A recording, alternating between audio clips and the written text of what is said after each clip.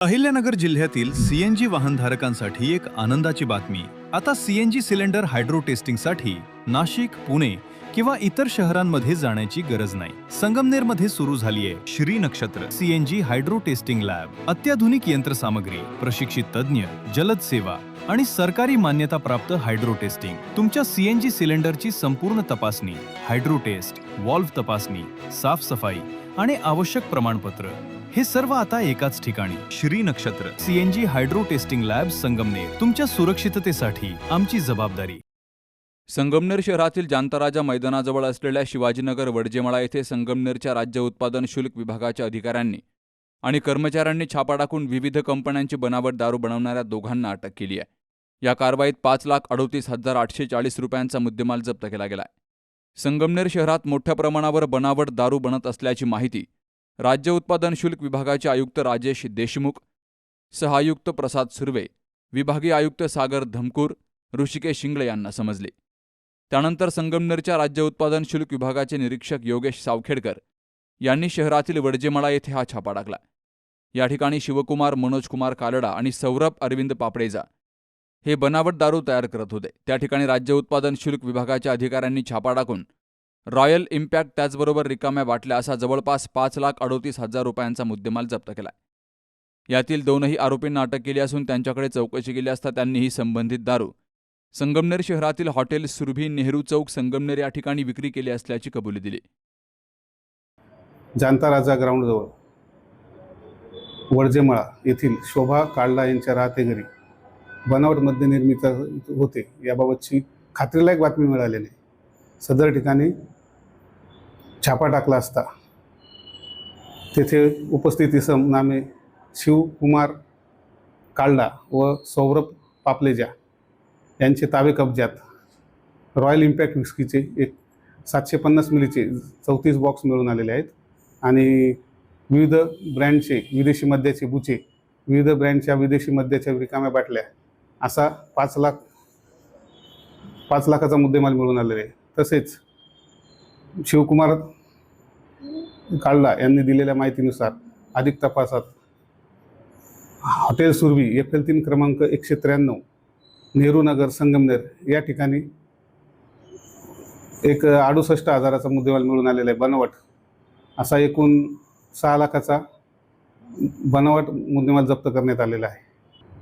ही माहिती मिळाली होती आमचे संगमनेर विभागाचे जवान श्री वसंत पालवे यांना. त्यांना मिळाल्यानंतर त्यांनी जी माहिती दिली त्यानुसार आम्ही नियोजन करून सापळा रचून तिथे छापा टाकला. सदर गुन्ह्याचा पुढील तपास प्राची देखणे, दुय्यम निरीक्षक राज्य उत्पादन शुल्क संगमनेर 1 या करत आहेत. सदर कारवाईमध्ये 2 आरोपी मिळून आलेले आहे. त्यांना 9/8/2026 रोजी माननीय न्यायालय संगमनेर या ठिकाणी हजर केले असता दिनांक 12/8/2026 पर्यंत पोलीस कोठडी मंजूर झालेली आहे. जनतेस आवाहन करतो की कुठेही बनावट मद्य निर्मिती, हातभट्टी किंवा इतर कोणतेही अवैध मद्याबाबत काही माहिती असल्यास निरीक्षक राज्य उत्पादन शुल्क संगमनेर विभाग या कार्यालयाशी संपर्क साधा. हा जो साठा आम्ही जप्त केलेला आहे हा गोवा निर्मित आहे आणि गोवा राज्यातच विक्रीसाठी आहे आणि महाराष्ट्र राज्यात विक्रीसाठी प्रतिबंधित आहे.